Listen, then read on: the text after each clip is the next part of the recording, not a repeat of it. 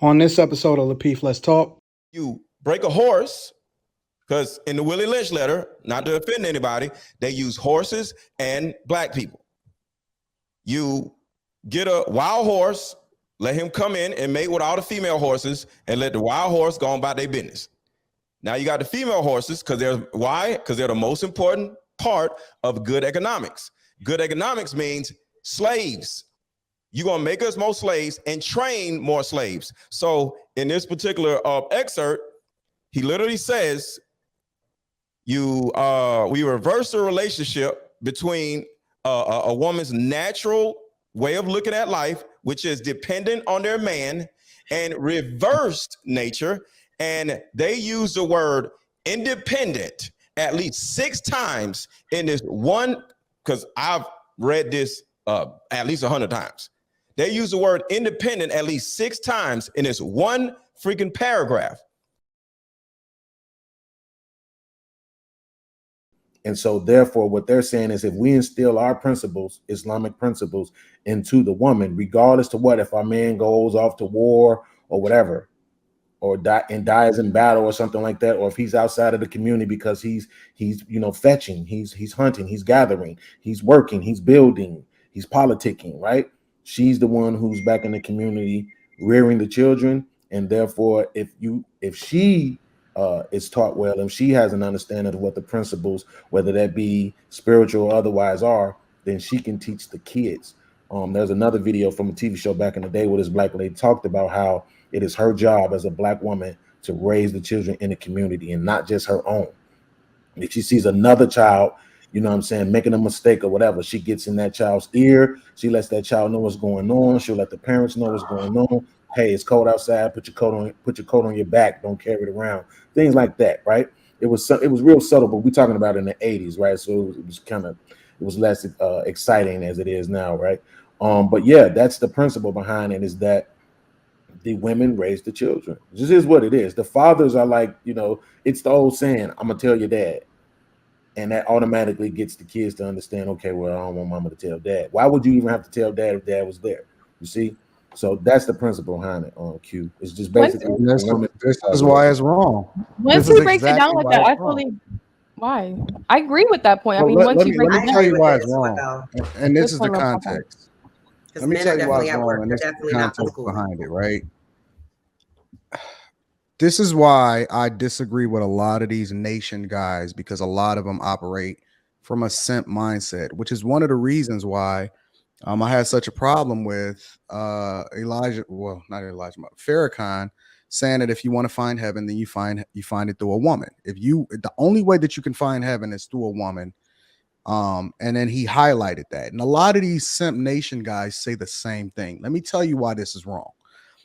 This mindset comes from a place where our world is civilized, which you would then allow for more time to be taken up from the young guy or from the son or whatever, so on and so forth, to be up under the woman beyond a certain age.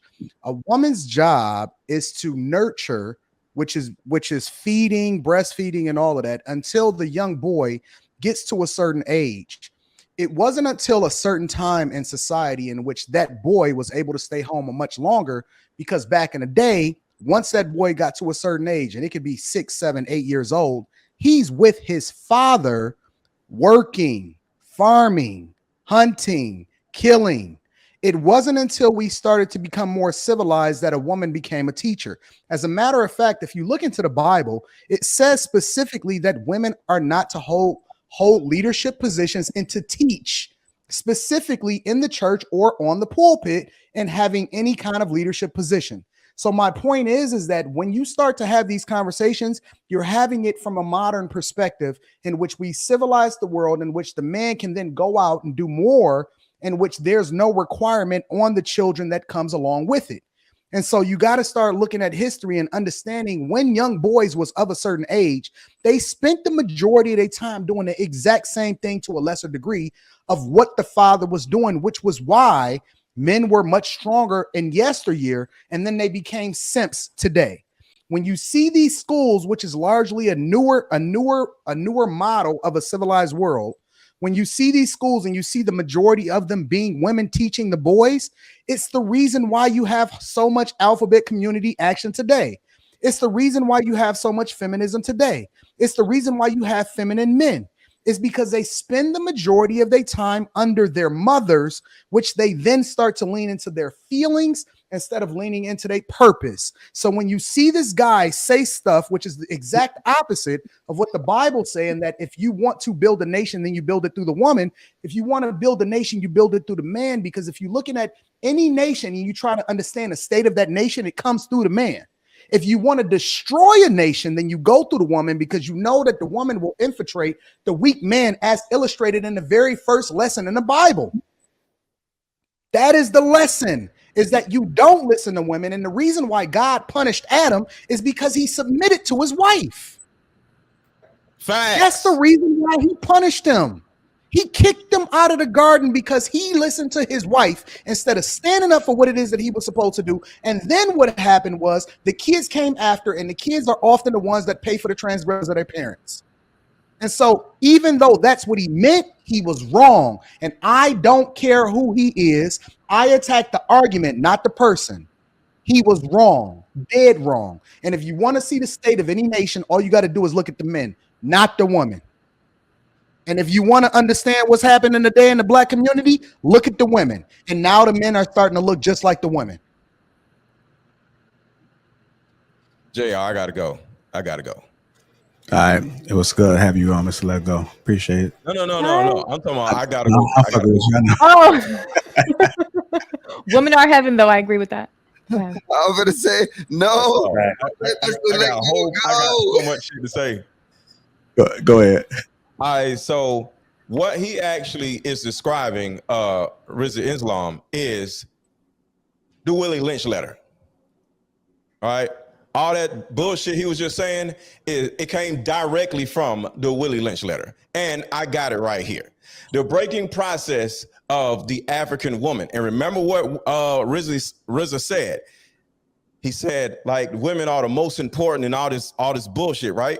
So in the Willie Lynch letter, it says, test her, the breaking process of the African woman, test her in every way. Why?